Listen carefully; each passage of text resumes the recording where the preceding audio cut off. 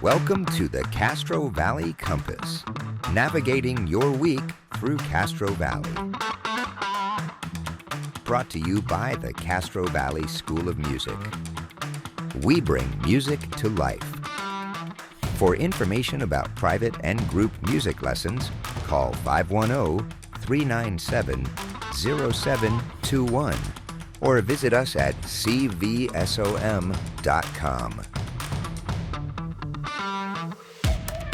And now, here's your host of the Castro Valley Compass, Shane Sharkey. Coming up this week on the Castro Valley Compass, our news roundup will include an update from the CHP about tickets and arrests over the holiday season, as well as some of the recent attention given to unlicensed food vendors around town. And speaking of food, there are some new spots to eat around town, as well as some tasty recipes in the Castro Valley Forum that will help you get ready for Mardi Gras next Tuesday. And we've had a few small earthquakes over the past couple weeks. Are you ready for the next big one? I'll review some essentials you'll want to include in your earthquake preparation process. And our community calendar this week will include a grand opening of the Redwood Cycle House, how you can learn how to make the perfect cappuccino, and a magician coming to the Castro Valley Center for the Arts. Our spotlight interview will feature a Castro Valley resident who keeps bees in his backyard as a hobby. Sung Lee the bee charmer came into the studio to tell us all about keeping bees. And in our volunteer time segment, we'll tell you how you can get involved to make our community a better and greener place to live. All that and more coming up on this week's Castro Valley Compass. Stay with us.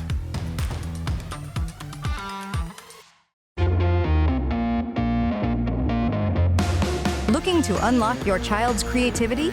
Or maybe you're an adult wanting to rekindle a love for music? At Castro Valley School of Music, we've got you covered. Studies show that learning an instrument boosts brain power, improves memory, and strengthens problem-solving skills. But the real magic happens when you play together.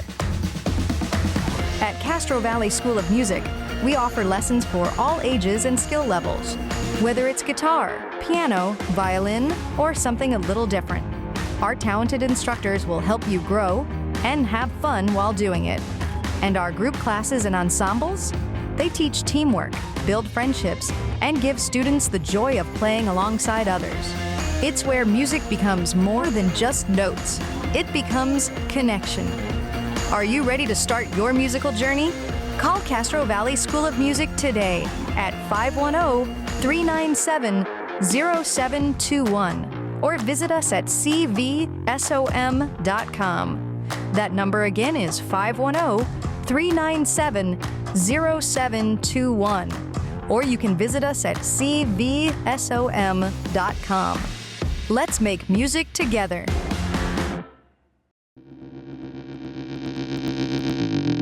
Now back to more of the Castro Valley Compass. Brought to you by the Castro Valley School of Music.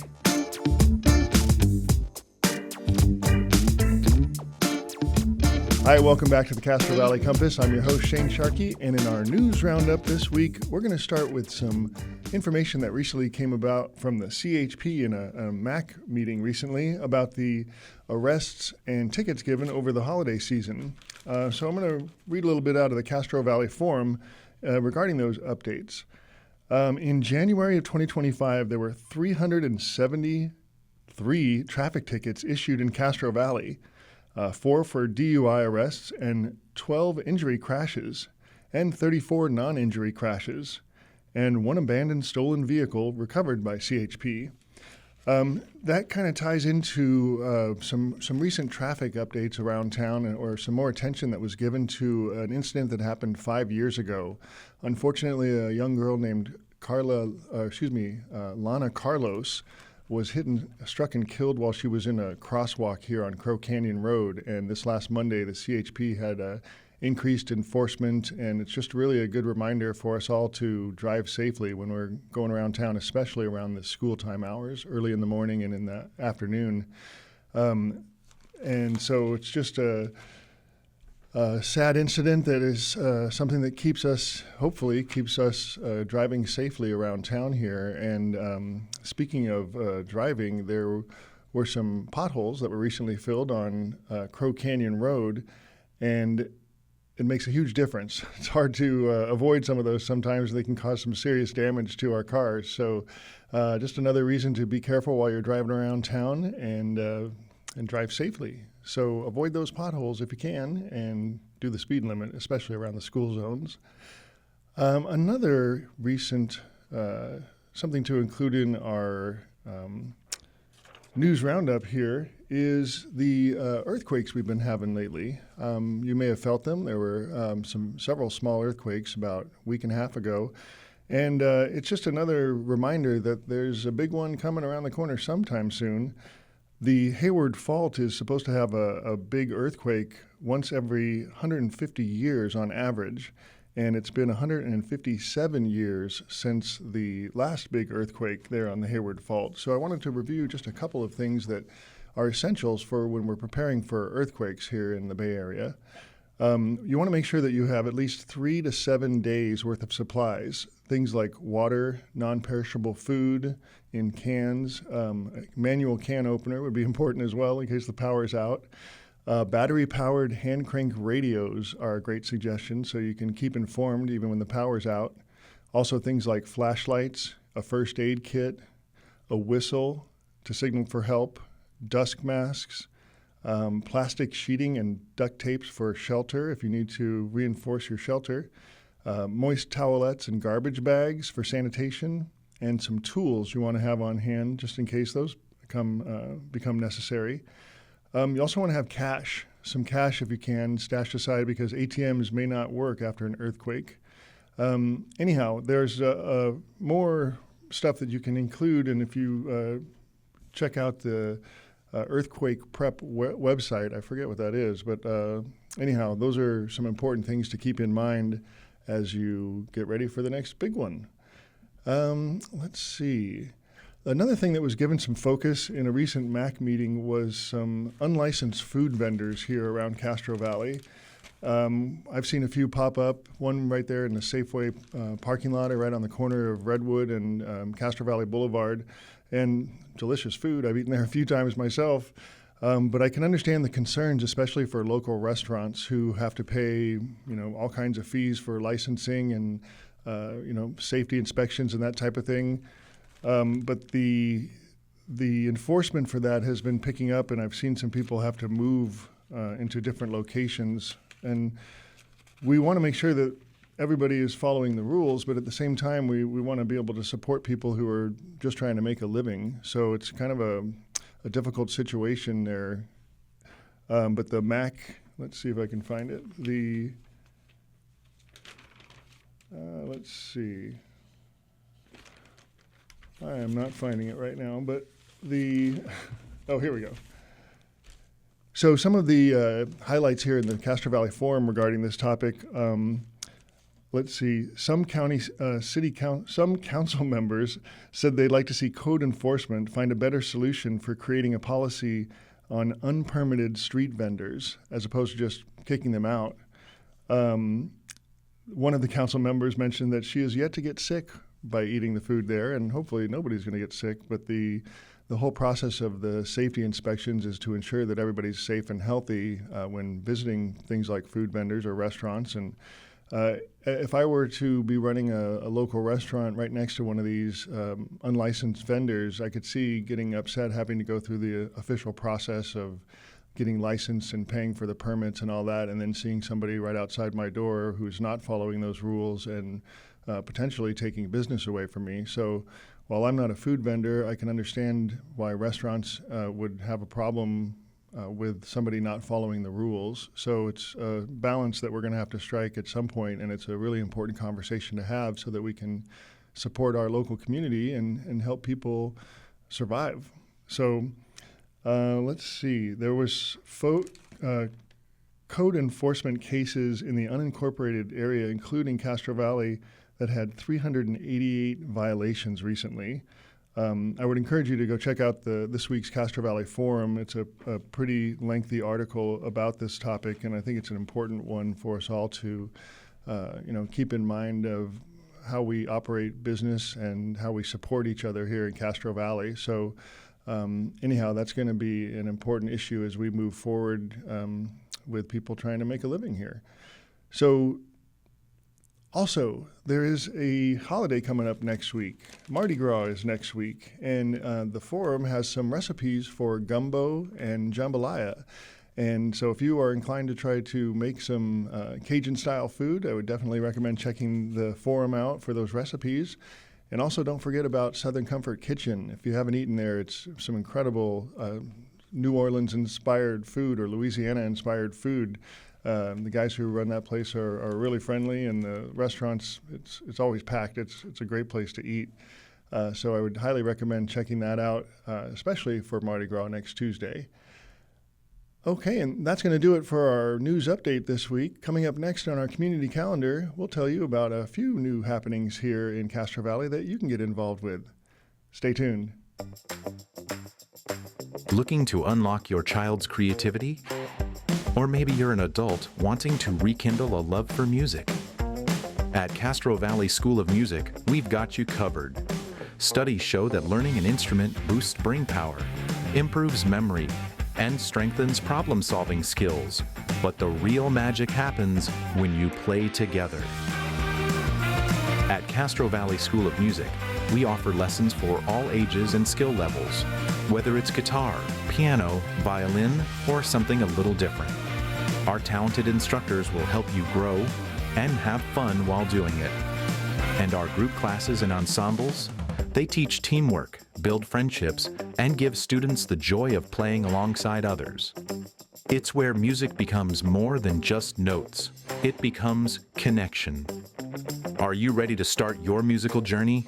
Call Castro Valley School of Music today at 510-397-0721 or visit us at cvsom.com.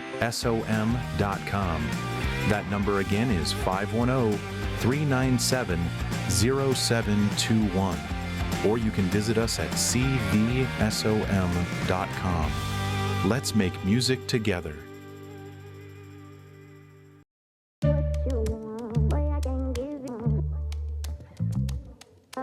Now back to more of the Castro Valley Compass.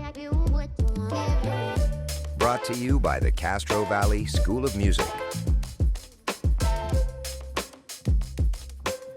Hi, welcome back to the Castro Valley Compass. I'm your host, Shane Sharkey, and it's time for our community calendar. So coming up here in Castro Valley, Saturday, March 1st, is the grand opening for the Redwood Cycle House. It's at 3052 Castro Valley Boulevard, and the grand opening is at 12 p.m., right at noon. Get ready for a day filled with excitement, bike demons, sales events. Bike demos, not bike demons. I can read. There's no demons on bikes, it's bike demos. Let me start that over. Take two. Get ready for a day filled with excitement, bike demos, sales events, and more. Whether you're a seasoned cyclist or just starting out, there's something for everyone at the grand opening of the Redwood Cycle House. Come and be a part of the cycling community in a fun and welcoming atmosphere. Don't miss out on this special occasion. Here's what you can expect on the grand opening day. It's going to have a ribbon cutting right at noon. There's going to be some demos for Pinarello bikes. You can take those out for a test ride. And some exclusive grand opening sale events or sales items. Buy a bike from them on grand opening weekend and get 2 free tune-ups on them. All right, and coming up also on Saturday, March 1st, is an event that will teach you how to make the perfect cappuccino. That's going to be from 2 to 4 p.m. Saturday, March 1st at the Adobe Art Gallery and Center at 20395 San Miguel Avenue here in Castro Valley. And they will teach you how to make a cappuccino with free coffee and homemade cookies provided by Chef Sarase. All right, and coming up this Sunday on March 2nd, there is going to be a show at the Castro Valley Center for the Arts with Cosmo the Magician. Bring the kids and grandchildren to meet Cosmo the Magician this Sunday, March 2nd at the Castro Valley Center for the Arts. That's going to be at 3 p.m., starts at 3 and ends at 4:25. This California-based magician and motivational speaker, Cosmo is popular at school assemblies as an entertainer. His interactive style keeps audiences laughing, while his inspirational message emphasizes the importance of acceptance, inclusion, and equality. He likes to leave the audience with some key sayings like, "We are better together," and "Be wonderful, not perfect." He calls his show Magic with a Message. So that sounds like a great event. Castro Valley Arts Foundation board member Anna Forte shared, quote, "I'm so glad we could bring this show to our families. The children will be having fun and learning big lessons at the same time," end quote. For tickets, you can go to cvartsfoundation.org or call 510-889-8961. There's free parking and handicap accessibility. And there's another event coming up next Wednesday, March 5th. It's going to be at the Castro Valley Library, and this is going to honor Castro Valley resident Carol Like. It is called Spring Flowers in Colored Pencil. And let's see, Ellen Hamilton O'Donnell will be presenting there. Here's a little description about it. Try your hand at creating your own work of art in colored pencil. Each participant will receive a set of high-quality Prismacolor botanical colored pencils, paper, as well as the encouragement and guidance from the artist whose solo drawing show, Flower Fiction, was displayed at the Castro Valley Library in spring of 2024. This event is going to be at 3 to 4:30 p.m., Wednesday, March 5th at the Castro Valley Library, which is located at 3600 Norbridge Avenue. And it's a memorial program for Carol Like, who was a beloved member of the Friends of the Castro Valley Library and a strong proponent of the value of books, especially to children, and dedicated much of her life to teaching. She loved the natural world, especially bird watching, spending many years enjoying birds around the world with her husband, Ned. Art in its many forms was also important to Carol, not only for enjoyment, but also as a way of expressing one's one's appreciation of the world around her. So again, that's next Wednesday, March 5th from 3 to 4:30 p.m. And one more item, we've got some movies playing at the Castro Valley, at the Chabot Theater here in Castro Valley. Captain America: Brave New World is still playing. It's Friday at 7 p.m., Saturday the 1st at 5:30 p.m., Sunday at 2 p.m. and 5 p.m., and then next Tuesday the 4th at 6 p.m. And that is going to do it for our community calendar. Stick around. We're going to feature our spotlight interview this week with a local Castro Valley resident here who keeps bees in his backyard. It's a fascinating conversation with Sung Lee, the bee charmer. So you want to be sure you stick around for that. We'll be back in a moment. Looking to unlock your child's creativity? Or maybe you're an adult wanting to rekindle a love for music? At Castro Valley School of Music, we've got you covered. Studies show that learning an instrument boosts brain power, improves memory, and strengthens problem-solving skills. But the real magic happens when you play together. At Castro Valley School of Music, we offer lessons for all ages and skill levels. Whether it's guitar, piano, violin, or something a little different, our talented instructors will help you grow and have fun while doing it. And our group classes and ensembles? They teach teamwork, build friendships, and give students the joy of playing alongside others. It's where music becomes more than just notes. It becomes connection. Are you ready to start your musical journey? Call Castro Valley School of Music today at 510-397-0721 or visit us at cvsom.com. That number again is 510-397-0721, or you can visit us at cvsom.com. Let's make music together.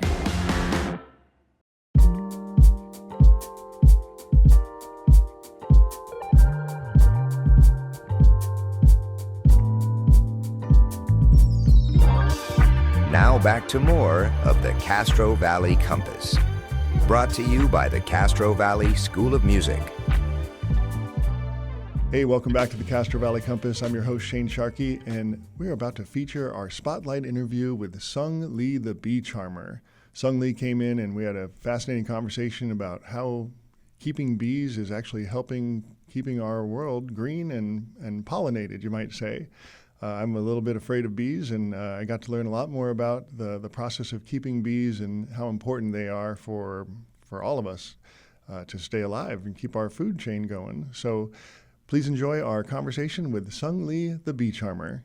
Welcome, Sung Lee, the bee charmer. Thank you for coming to join us here on the Castro Valley Compass podcast. Yeah, thank you for having me. I'm kind of excited, really excited. Yes. Well, it's cool. Part of what we're focused on here is personalities from Castro Valley, and especially personalities with unique hobbies or vocations. And it sounds like you're kind of a all-in-one type of person. So I've seen some things online. I've seen some local articles about you, but I'm excited to have you in the studio and talk to you about what it is that you do here in Castro Valley with your bee, Sung Lee, the bee charmer. That makes me think you're out there playing a flute, charming the bees. Is that? Who knows? I might. So tell me a little bit about what you do here in Castro Valley with bees. And then after that, I'd like to go back and sort of start from the beginning and get a sense of how it all began. But what is it? You have a beekeeping business here at Castro Valley? No, it's not a business. I have to say the hobby gone too far. Okay. So I don't know. It's just maybe it's in the family it's in my blood. When I do things, I don't do mediocre. Either I go all in or I don't. Right. So things I've done over the past 40, 50 years. And when I start something and it just keep asking questions, keep pushing it more and more. I want to know more. And so that's how the bee started. So then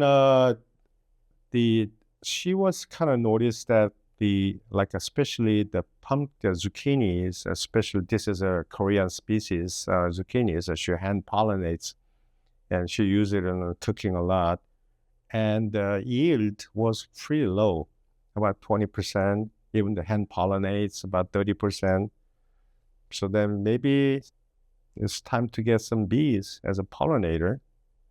And then also at the time, Costco was selling this bee kit, hive box, especially, the smokers, right? Right. And hive tool, the veil, the whole 9 yard. And then we got some bees. And then the guy told me that, inspect bees once a week. So I don't know what I was looking at, but we opened it up and checked things out. And then the pollination, the yield went up to almost like 100%. Oh wow, for the squash? Yeah, just about anything and everything in the yard is great. But 6 months later, bees were gone. So that was interesting. And then I bought a book called Dummies, Beekeeping for Dummies. You know those yellow books? Yes. I've got a few myself. And I started reading through, but even though I read it through, I didn't understand a lot of vocabularies because size, as an example, size of the box is called a deep. Okay. What does that mean? Deep. Okay, that's what it's called. And then smaller size is medium. And then anything you put it on, it's called a super. Okay. Like a Superman, super. But I guess that means above. Okay. So things like that, all the difficult vocabulary just threw me off. But I just kept reading it through. And then I joined the Alameda County Beekeepers Association. And that's where I met a lot of beekeepers and talking to a lot of old timers, learning little tricks and trades and here and there. And then now I'm currently vice president of the association. Oh, wow. So my job is to make sure people understand that's the time that you do not have to be scared about. Because when bees in a colony, they protect their home. But when they're moving out, first of all, before they swarm, all the bees gorge honey in their honey gland, so they need to survive next to 2 to 3 days, and hopefully shorter. And then wherever last destination they arrive, they regurgitate the honey. With the honey, they make wax, and they start building their comb. Faster they build, faster queens start laying. That means faster they establish. So for that reason, if they sting, they die, it beats the purpose. Okay. So they need to stay alive and they need to survive. So to make a point of it, many times without any bee suit, I stand right in the middle of all these bees swarming and hardly ever getting stung at all. I mean, because of traffic, heavy traffic, I get bumped into it. Excuse me, sorry, okay. But other than that, they're fine. And then also, there are many videos that I show that I can scoop the bees with the bare hand. Again, they don't want to sting you because they want to stay alive. And they know instinctively that they'll die if they sting you? Yes, most worker bees and honeybees, when they sting, the barb is connected to the intestine and they pulls out and it gets to the bees will die. Uh-huh. And then one of the point is as soon as you get a sting on your skin, make sure you remove right away. If you look at it, at the end of the sting, there's a little pump. You continue to pump the venom into your skin. Mm. So it's better to scrape it off as soon as possible. If you can reach it, just suck it off, the venom as much as you can. It will reduce the venom effect as much as can. So have you been stung a whole bunch of times? Average, I get about 20, 30 times a week. 3 times a week? Yeah. So apparently you're not allergic to it. Yeah, no. I mean, in the beginning, like when you had the first bees, and these bees were very aggressive, that it was stinging through my glove, leather glove, stinging through my jean. And so I thought it is what it is. So then what am I going to do? But from point that on, I always thought that maybe I thought it was just all the bees were like that. Mm-hmm. Turned out to be it is not. So I am producing, what's the word? The rearing. Uh-huh. Okay. I'm rearing the queens that are docile and gentle. How do you have control over that? Yes. Really? Okay. So when the bees are aggressive, is due to the queen's pheromone. A lot of them, there are many different factors. One is the genetics. They're aggressive to begin with. Okay. And maybe you can compare it to like Africanized bees. That's another species that are affected by it. They are aggressive. I mean, no chance. But just like a human being, some people are rowdy and aggressive. Some people are nice and gentle and calm. Same with the bees. So whenever I see them, anything that is chasing me, okay, when you get out of the apiary and some of the bees will chase you. Mm-hmm. Or just standing in there, just all of a sudden, boom, you get hit. So those are the ones I eliminate. And those are the ones that are calm. And then I rear the queen from that breed and genetics and then spread out. So over time, past 4 years, I usually produce about 100 to 150 queens per year. And those just streaming it down, eliminating all the aggressive bees. So that way, when I teach new beekeepers, I teach them with a bare hand. So the fear factor of it all, I mean, do the bees sense that sort of thing? Or do they have any idea of the people that are angry, or not angry, but afraid when they get near the bees? Yeah, that's common that I get often. Yeah. I mean, there's not any way to tell. I don't know that. Yeah, I don't know. Maybe, I guess they may feel it, but usually the problem is when you see the bees, you start swatting. Okay, trying to get the bees off of your direction or but whenever I come to you, okay, if I come to you nice and gentle, and then you're okay, but if you start to try to hit me or something, then automatically I become defensive. Right. So that's how I can explain. Okay. Most of the bees when you see the bees flying around, they're working. Okay. I mean, they have a purpose that is collecting whatever they need to collect. Bees are mostly female. Really? Okay. Okay. Mother, queen, and 10, 20, 30,000 daughters. They are workers. And then there's a male bees. Male bees are seasonal. Huh. Okay. So these females, they work around the house. Mostly their lifespan is about 6 weeks, 5 to 6 weeks. They work around there after they emerge from the cell, and they work around the house for about 3 to 4 weeks. They're doing cleaning, feeding, making wax, making honey, and then they become upgraded into a guard bee. And then after that, they earn a wing to fly, so they become a forager.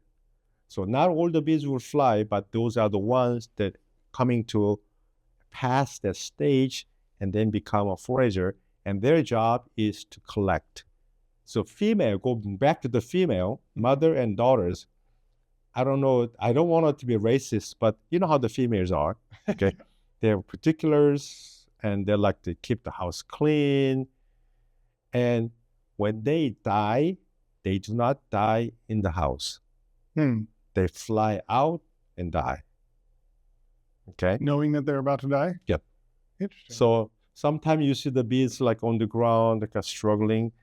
Either they're tired or they are at the end of a lifespan.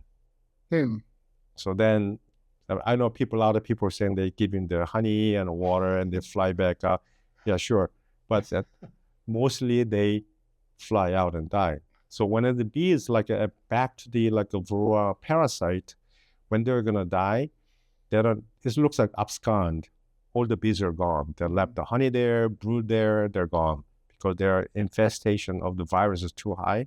They're gonna die, and then everybody just fly out, die, and then only a few bees have left inside the colony. Problems when people call you and say, "Hey, we've got a hive here, and we need to deal with this."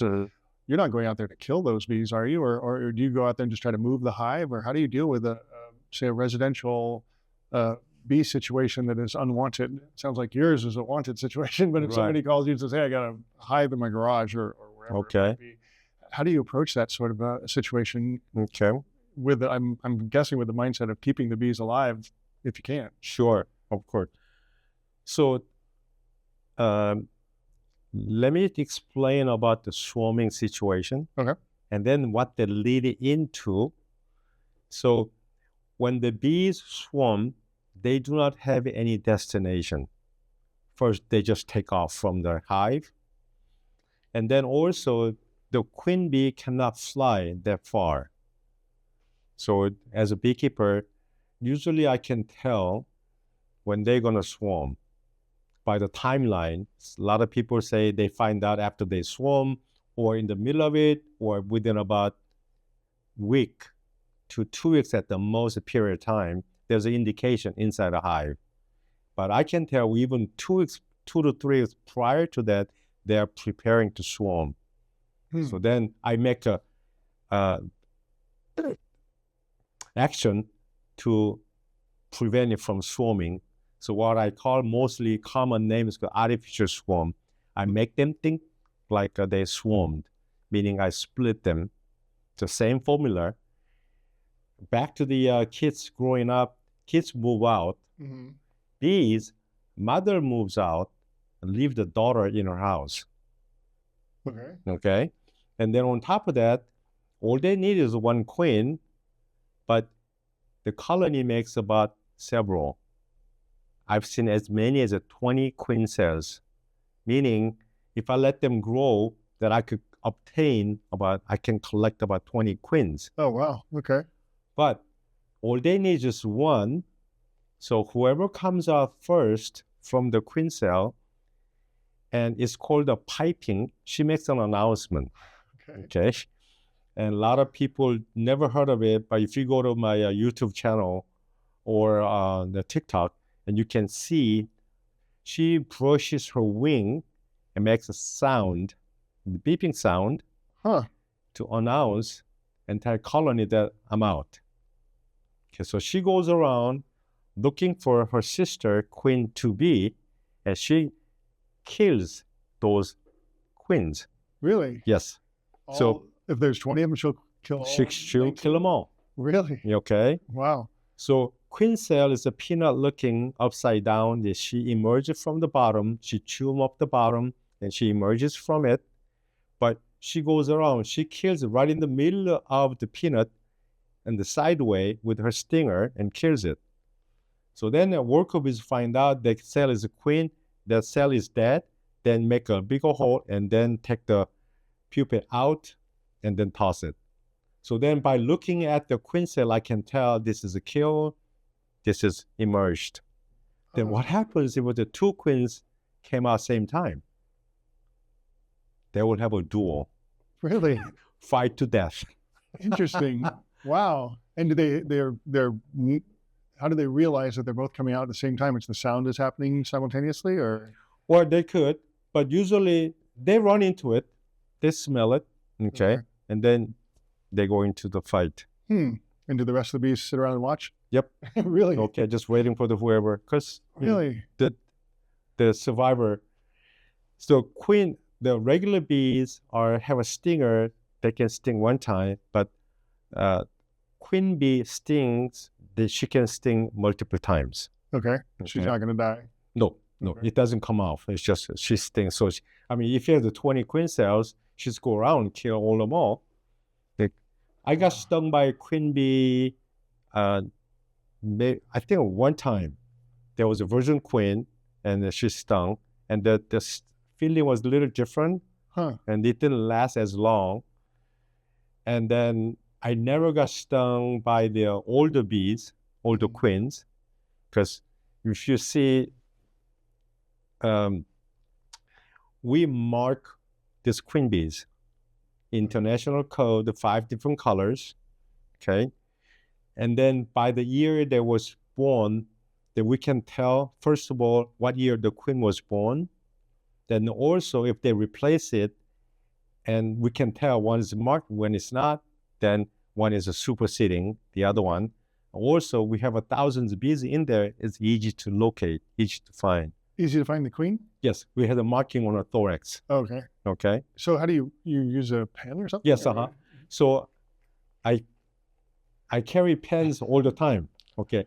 This is like actual marker. Yeah, this is a water-based marker. Okay. And this year is green, but typically green and blue, red, it's really hard to see. So I start using like fluorescent, really bright color. And on top of that, the marking queen is so easy and not fun. So I start marking with alphabets. Okay. With the letter. So I named the queen, and one of the videos shows that Sandra she lives in Castro Valley, and she was helping me videotaping marking the queen, and then I marked it as S. Oh, because of Sandra? Yeah, Sandra. Okay. So probably I'm the only one in the world I've seen that marking the queen with the alphabet, with the letter. I look at those old male bees. All the drones? Yep, all the drones. They get all kicked out because they don't do anything in the house, so they don't need them. So then you can even see the actual worker bees are dragging them out. Really? Yep. They're sick of those male drones. Yes, but it is very important. They carry 100% of the genetics of the mother of that. Okay, so if there are a lot of big commercial beekeepers, they need to keep the certain genetics, then we do instrumental insemination. So then have those drones, matured drones, to this specific queen to have it insemination and keep the line going. Wow. Yeah, it's big. So is that with a bunch of like microscopes and stuff like that? Oh, yes. In the lab? Yeah. Interesting. I've done a couple of years, and it's really tedious job. Wow. So I wonder how closely that compares to human IVF.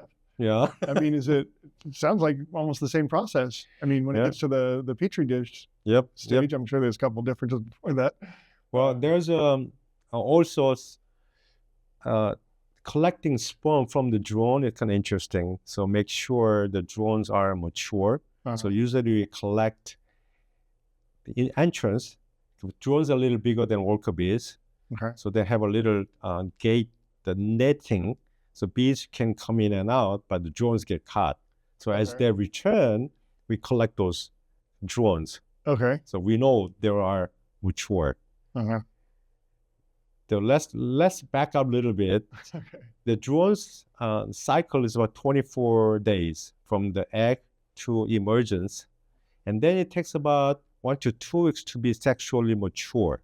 Okay. I mean, I can collect the drones from the hive, but I do not know whether they're mature or not. Okay. Until I pop their sperm packet, then by looking at the color of the sperm, then I can tell there's a mature, immature. The mature ones are a little darker, a little beigier. The immature ones are a little clear. So it's better to, for sure, these guys are matured.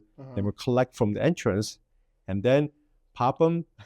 And then with a little tiny syringe, collect those sperms, maybe 1 to 2 milligrams of it, and then having it quince and then put it and then knock her off of the CO2 and then open it up and then insert the sperms.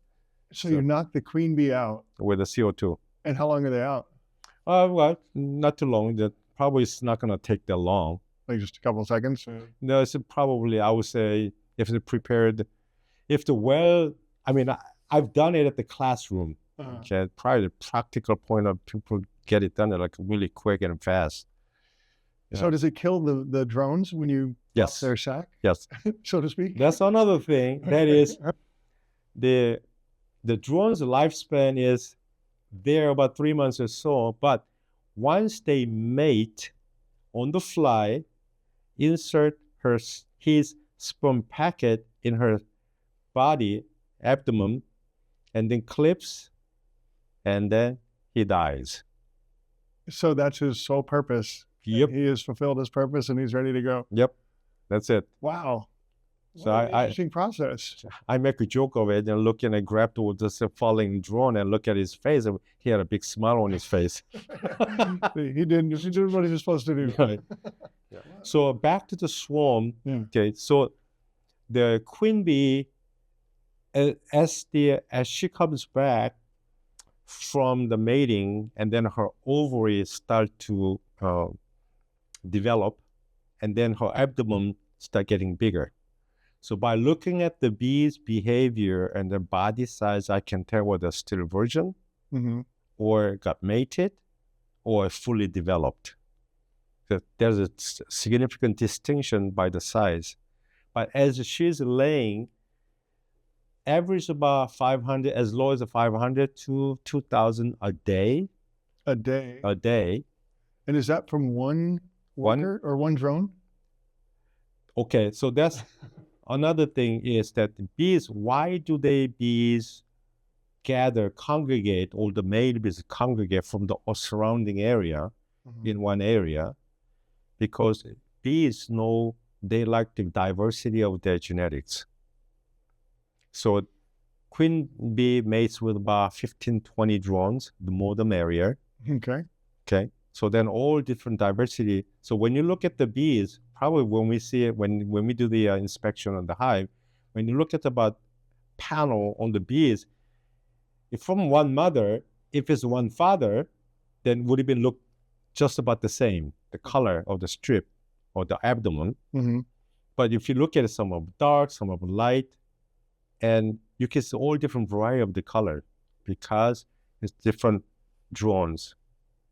So she's impregnated by multiple different drones all at the same time? Says yes. So she'll have 500 babies a day.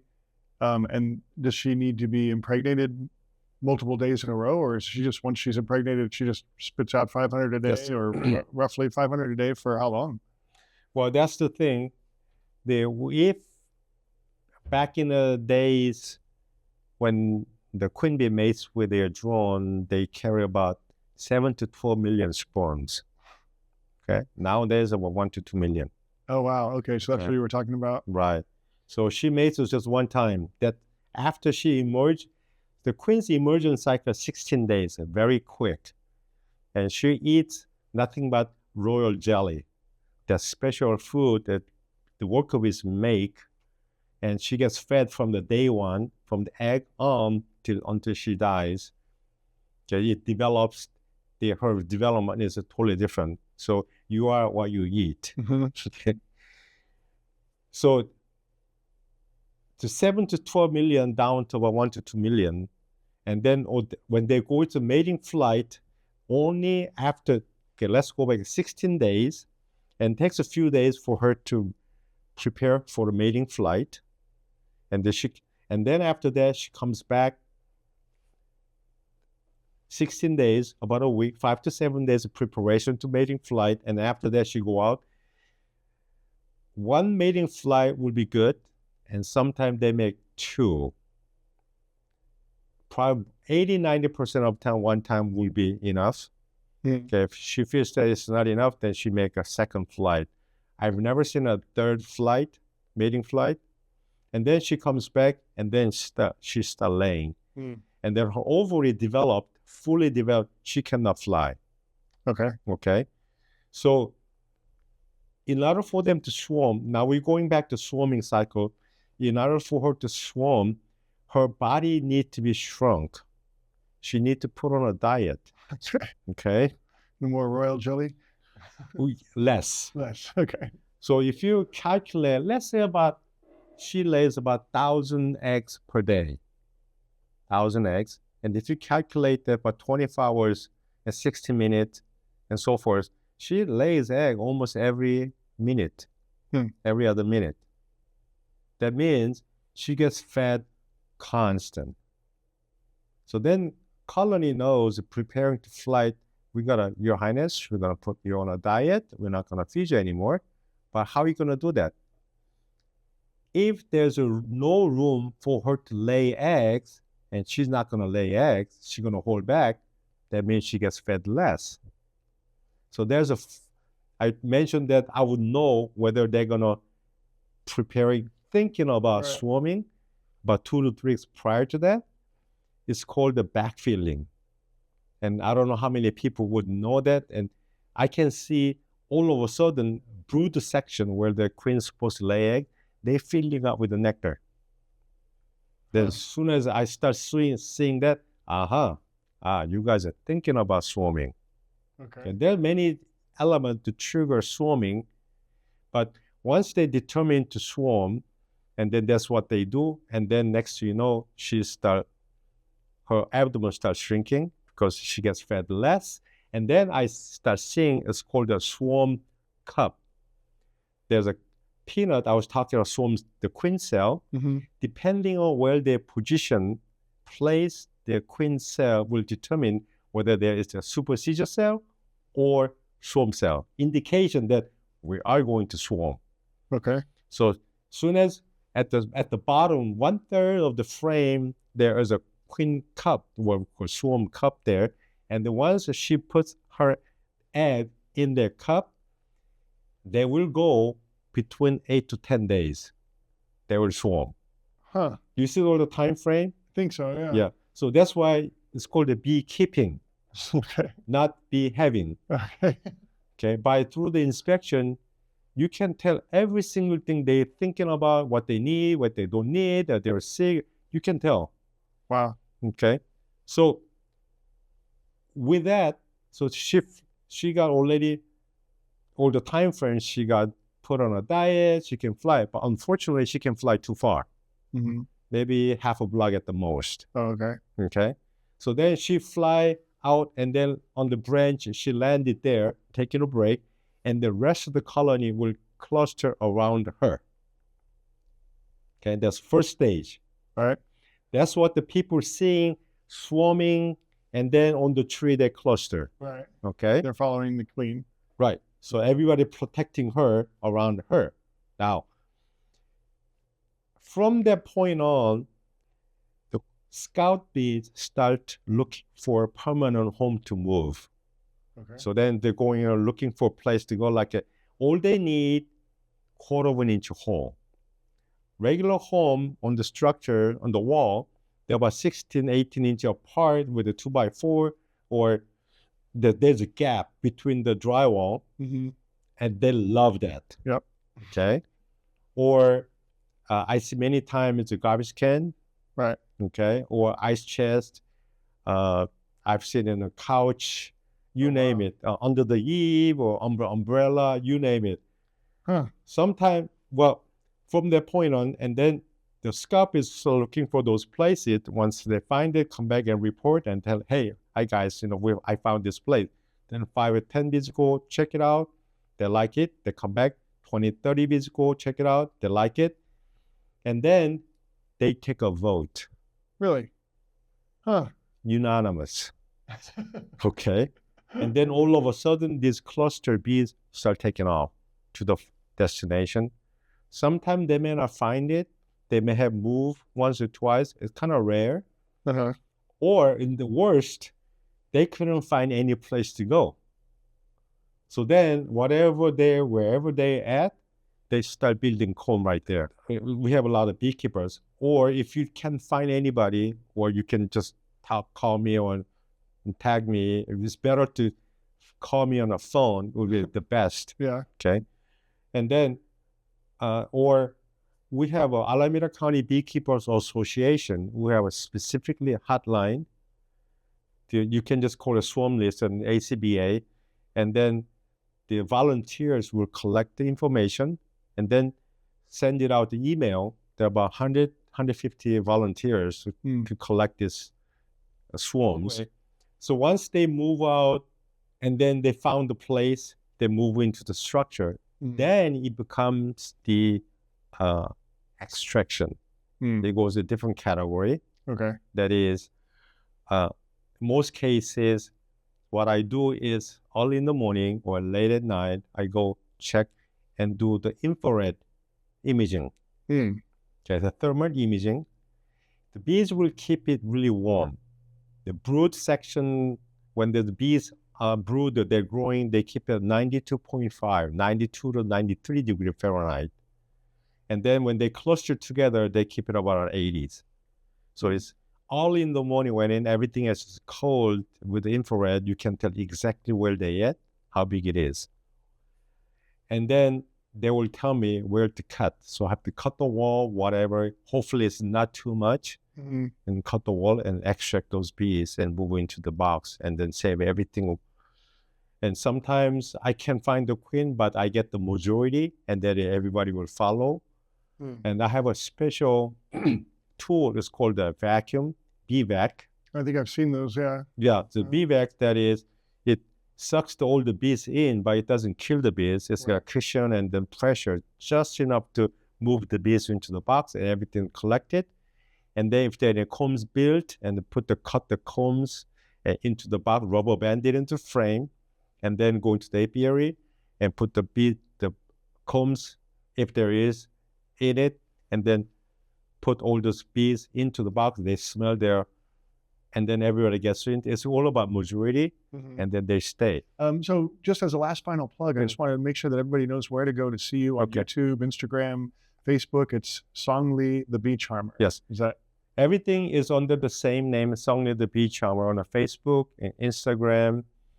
And then TikTok, I've had it about, the most that I've got is like a 15 million views, 30 million views, and one of them is 157 million views. Wow. So it raised it up to about 400 followers, but I'm kind of slowing down on that.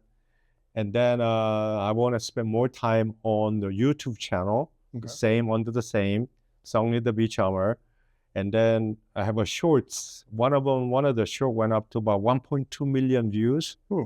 And then last one I put it up, the two one before was there about 10,000 views. Okay. And then mostly I want to put up the instructional videos and so forth, but it's just, I need more time. Yeah, so I can totally get it. Well, we'll do what we can here to help you. Sure. Yeah, and let's show people the honey. Okay, so honey is, you can buy this honey, two places. One is Ars Market. Ars Market is on Somerset, and the other one's at by the way, I'm a dry cleaner. All my life I've been in the dry cleaning business and 42 years, and that's where we get the honey from. Anytime you just walk in. Where's your dry cleaning? It's in San Lorenzo. By the Black Angus. Okay. By Lucky and Black Angus. What street is it on? It's on Hesperian Boulevard. Hesperian. Yeah. Okay. Yeah. Great. Well, Al's Market or the dry cleaners. What's the name of your dry cleaners? Hesperian Cleaners. Hesperian Cleaners. Yes. Excellent. Well, Song, it's so great to meet you and have you in the studio. Yeah, thanks for having me. Yeah. It's been fun. Yeah. Well, I look forward to coming and seeing you in action and putting on that bee suit and being scared and learning to get over that. So great. Well, we'll definitely be visiting again and having some more fun and learning more about you and your hobby. Sure. All right. All right. Great. Thank you for having me. Thank you. All right. Looking to unlock your child's creativity? Or maybe you're an adult wanting to rekindle a love for music. At Castro Valley School of Music, we've got you covered. Studies show that learning an instrument boosts brain power, improves memory, and strengthens problem-solving skills. But the real magic happens when you play together. At Castro Valley School of Music, we offer lessons for all ages and skill levels, whether it's guitar, piano, violin, or something a little different. Our talented instructors will help you grow and have fun while doing it. And our group classes and ensembles, they teach teamwork, build friendships, and give students the joy of playing alongside others. It's where music becomes more than just notes. It becomes connection. Are you ready to start your musical journey? Call Castro Valley School of Music today at 510-397-0721 or visit us at cvsom.com. That number again is 510-397-0721 or you can visit us at cvsom.com. Let's make music together.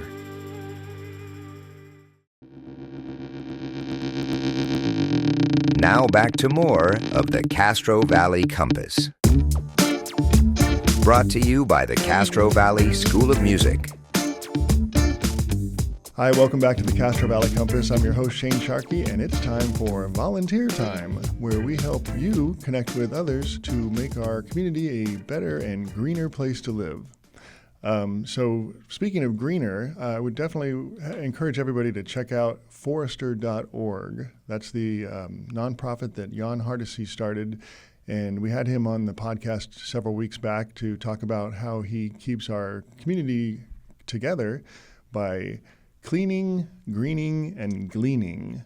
So they meet every Saturday to get together to clean up garbage or to plant trees, to glean fruit from trees, and they'll be announcing where they'll be meeting on the Facebook page today. A little bit later, it's Thursday as we record this, but if you'd like to get involved with them, I would highly recommend checking out their Facebook page to get the details on where they're going to be this Saturday. A couple other items that are coming up that you could volunteer for speaking of fruit, there's a Contra Costa fruit rescue coming up in Antioch. If you'd like to go out to Antioch and help, that's coming up this Saturday at 9 a.m. They'll harvest fresh backyard fruit for donation to local soup kitchens, food pantries, shelters, and the food bank. Typical harvests take about 3 hours and travel no more than 25 miles from their starting location. So you want to wear closed-toed shoes and clothing appropriate for the expected weather conditions of the day. Come prepared to be outdoors for 4 hours. You can learn more about this at forester.org, the Jan Hardesty's organization I just mentioned, or you can also go to the Facebook page and get some more information about that. Let's see, there's an adult literacy tutor volunteer opportunity at the Hayward Library. If you've got a couple hours a week and you want to help become a volunteer tutor. A few hours a week can change someone's life, and yours too. Tutoring sessions are once or twice a week and can take place during the day, evening, or on the weekend, depending on your availability. And there's some interesting requirements that you'll want to review before you do that, but you can go to hayward-ca.gov/public-library to get involved. Also, there's a volunteer opportunity for hospice volunteers needed at Suncrest Hospice. Suncrest Hospice is looking for volunteers to join the Suncrest team as they provide excellent care and support to their hospice patients and their families. If you'd like to get some more information about becoming a volunteer at Suncrest Hospice, you can call 408-900-8838. And that's going to do it for our volunteer time. Oh, one quick other note. You can also go to the Castro Valley Library. They are looking for teen volunteers to help tutor. So if you go to, I don't think I have it here in front of me, but go to check out the, oh, here it is right here. No, it's not here. Anyway, if you check out, I'm sure you can Google Castro Valley Library and check out their volunteer opportunities there. So if you'd like to help out and bring people together and help lift everybody up, both educationally and spiritually, just getting together and being a volunteer is an amazing opportunity to do that. All right, well, that's going to do it for our Castro Valley Compass this week. If you'd like to suggest any guests or anything about the Compass podcast, please send us an email at info@castrovalleycompass.com. We'd love to hear from you, and we would definitely love to get connected with more people in the community who'd like to be a guest on the program. So check us out. Again, you can email info@castrovalleycompass.com. That's going to do it for this week. We hope you have a wonderful weekend, and we'll see you next time here on the Castro Valley Compass. Bye-bye. Thank you for joining us this week on the Castro Valley Compass, navigating your week through Castro Valley. Do you have an idea for the show, or would you like to get involved? We'd love to hear from you. You can send us an email at info@castrovalleycompass.com. That's info@castrovalleycompass.com. See you next time on the Castro Valley Compass, brought to you by the Castro Valley School of Music.